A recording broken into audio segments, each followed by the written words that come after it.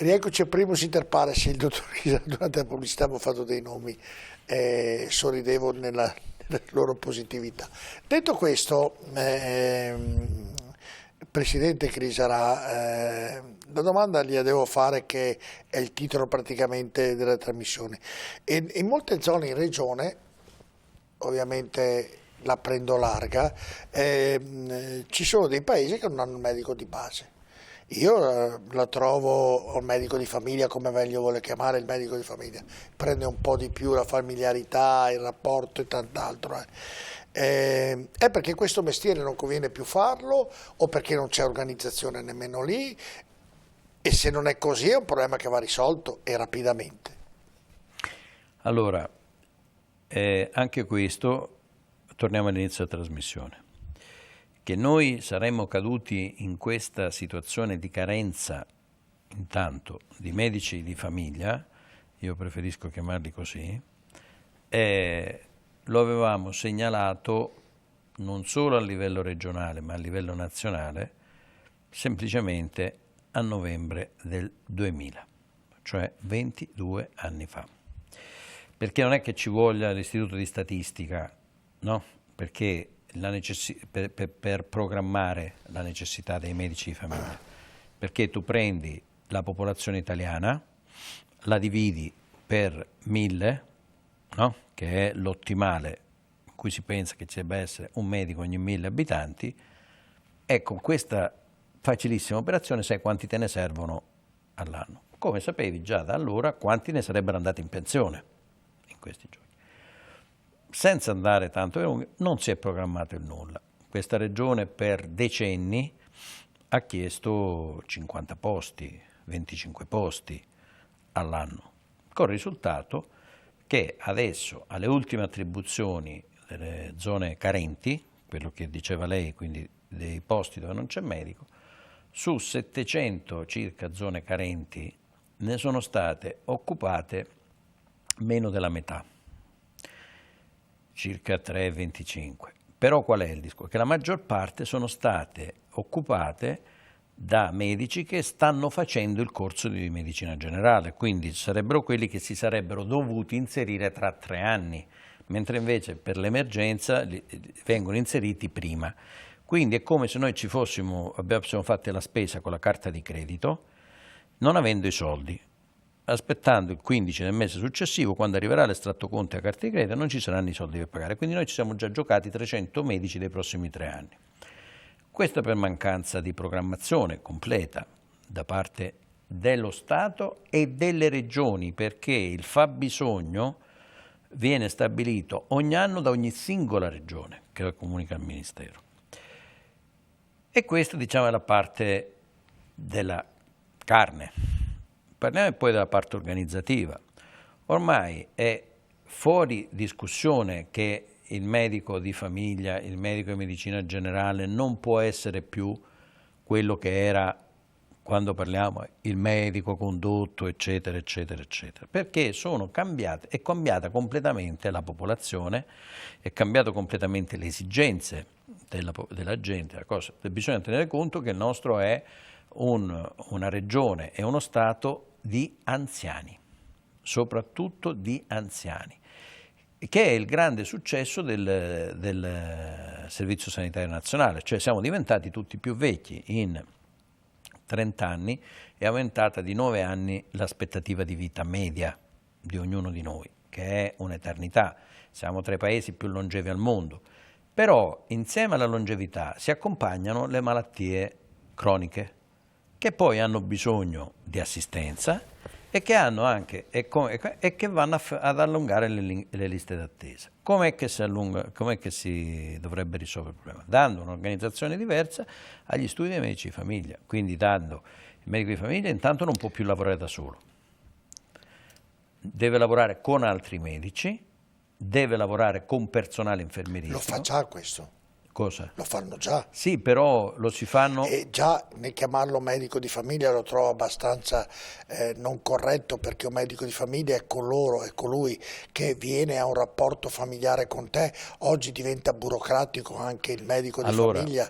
Non so se mi sono spiegato. La burocrazia è la parte più pesante e più antipatica, è uno dei motivi che sta allontanando i medici, non i medici nuovi, i medici vecchi.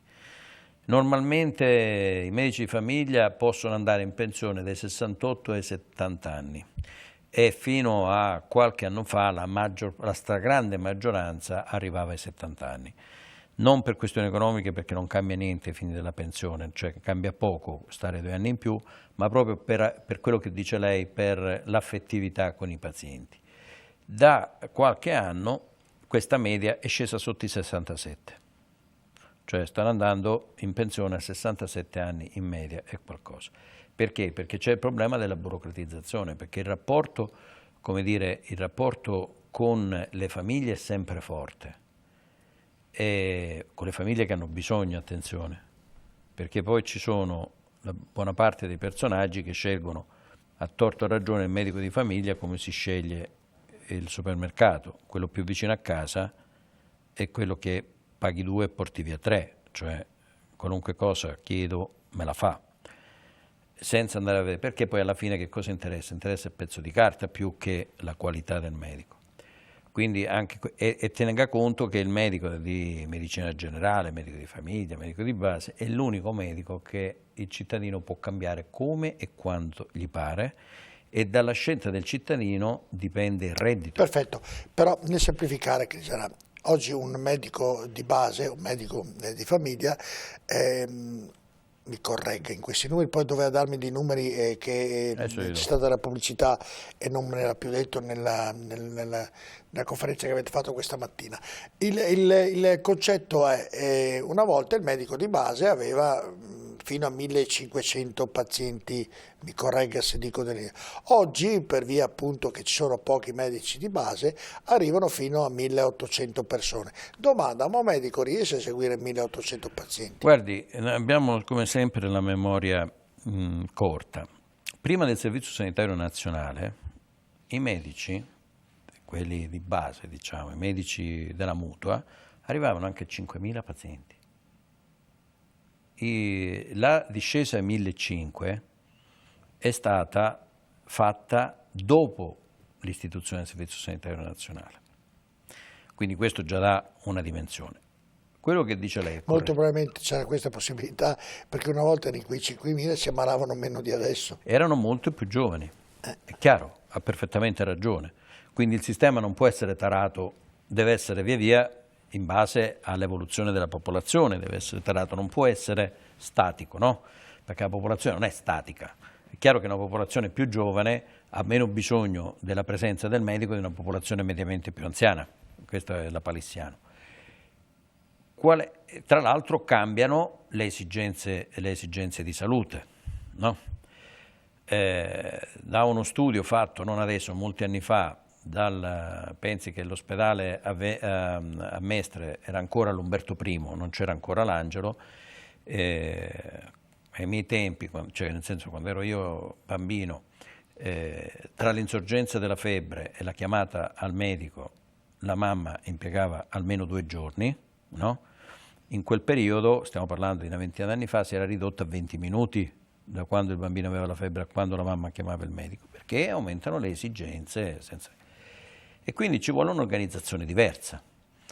Possono essere assistiti, addirittura l'Organizzazione Mondiale della Sanità dice che ogni medico di medicina generale, per essere un buon medico di medicina generale, deve avere almeno 2000 pazienti, perché deve vedere tanti aspetti e patologie, ma non dice che lo deve vedere da solo, li deve vedere in un'organizzazione. E quindi? E quindi se io nella mia ora da medico, per un'ora, per 20 minuti faccio il medico, 20 minuti faccio la segretaria, 20 minuti faccio l'infermiera, È chiaro che non posso assistere 1800 ma oggi c'è pazienti. per esempio, proprio per il motivo che stava dicendo lei, negli ambulatori c'è la segreteria che ha 3 o 4 medici aggregati, e questa segretaria chiama per le ricette il paziente, o il paziente deve chiamare la segretaria per le ricette, quindi sotto l'aspetto burocratico in parecchi ambulatori questo Ma non è problema è un po' ma- diminuito, mi sembra. No, no, perché sono aumentate le richieste. Allora, sempre in quel discorso di oggi, le dico solo le prestazioni che sono state fatte nel 2020, gli accessi agli studi dei medici di famiglia di questa provincia, quindi parliamo di una provincia di poco meno di 1 milione di abitanti, sono stati fatti 8 milioni, quasi 9 milioni di accessi in un anno. Lei capisce che questa massa non può essere lasciata all'impatto di un qualcosa che non è strutturato. Vuol dire che nel Padova e provincia i medici che ne fanno parte hanno visitato 9 milioni di 9 milioni di pazienti. Cioè ogni cittadino di questa provincia è stato visto dal suo medico in media 10 volte in un anno. E che è chiaro che significa che c'è gente che non è mai stata vista e gente che è stata vista 30 volte, no? Quindi lei capisce che con un impatto di questo livello non può esserci una segreteria che non è dimensionata a questi sistemi, e soprattutto non può essere impegnato il tempo del medico se non in tempo di cura. Per darle un esempio banale di quello che ho fatto io stamattina facendo il mio ambulatorio, io ho tolto dei punti, ho fatto delle medicazioni su delle ferite, e ha preso delle pressioni, preso delle glicemie, che sono tutte delle attività che può fare tranquillamente un infermiere, lasciando, che è il suo ruolo, che è il ruolo dell'assistenza, lasciando a me il ruolo della diagnosi. Ma e lei della non ha terapia. un'infermiera? Noi non abbiamo, siamo in 6 e non abbiamo un'infermiera. Perché Non volete pagarla? no, perché non è sufficiente, cioè non si regge economicamente il costo. Perché noi abbiamo da contratto un, diciamo, incentivo che è di 7, cioè se avessimo infermiera e segretaria, e tenga conto che il nostro studio resta aperto 12 ore al giorno, sono 7 euro all'anno a paziente. Quindi un massimalista, quindi uno che ha 1500 pazienti, il conto è abbastanza banale, prende 7.000, 9.000 e 10.500 euro. Lei conosce qualcuno che può coprire un servizio di qualunque impiegato per 12 ore al giorno con 10.500 euro?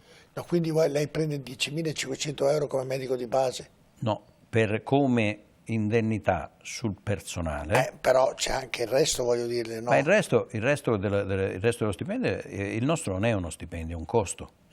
Cioè quello che io prendo, e non è un problema dirlo, perché io non ho nessun problema, i miei conti sono pubblici, io costo all'azienda 6 Euganea circa 310-115 mila euro l'anno, costo.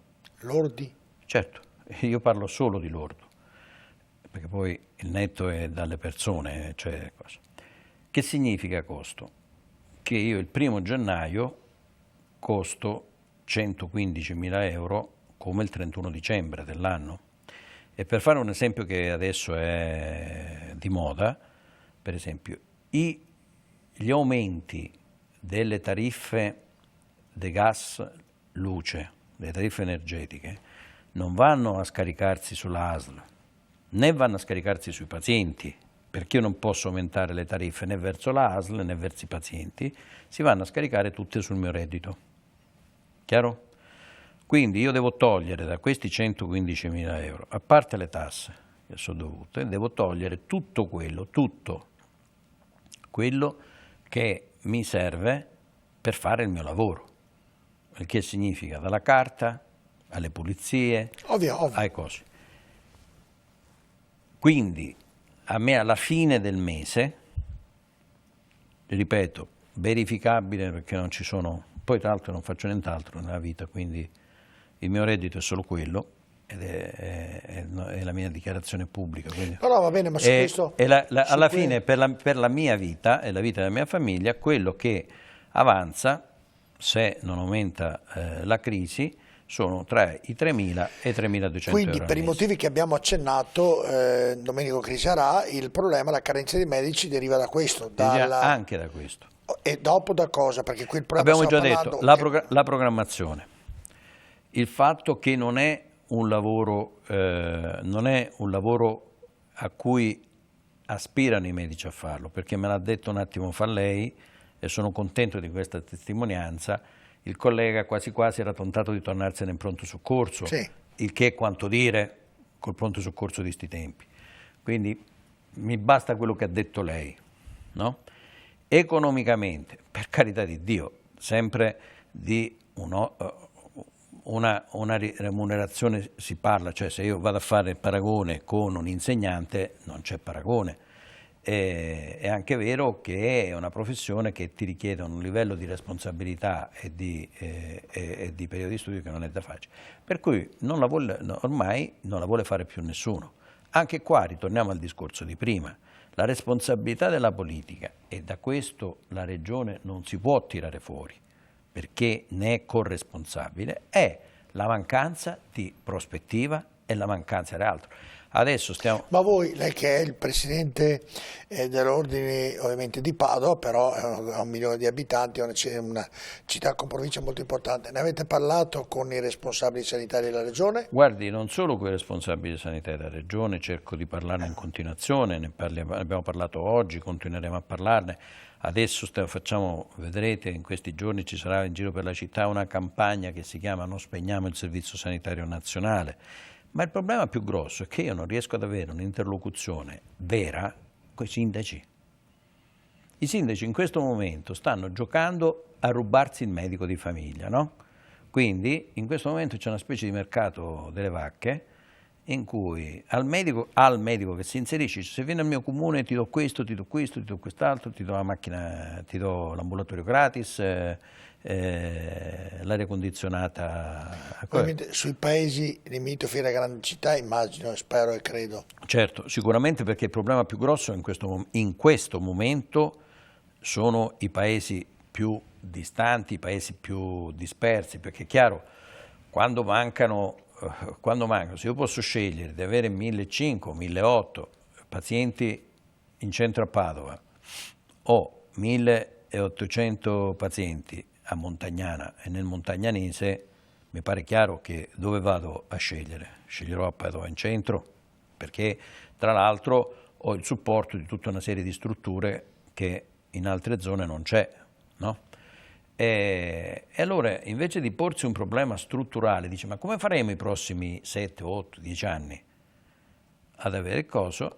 Non si affronta quello che, devo dire, mi sorprende, è che io ho chiesto diverse volte alla conferenza. E la risposta qual è stata nella sua richiesta? Ma qualche volta mi hanno sentito, però da sedersi strutturalmente a dire questa è la situazione, questa è la prospettiva, non si è mai verificato. Andiamo in pubblicità, ovviamente nell'ultima parte parleremo anche, perché ultimamente è successa un'altra cosa, la carenza dei farmaci, perché c'è anche carenza dei farmaci, e di questi vaccini, se è il caso di farli oppure no. A tra poco.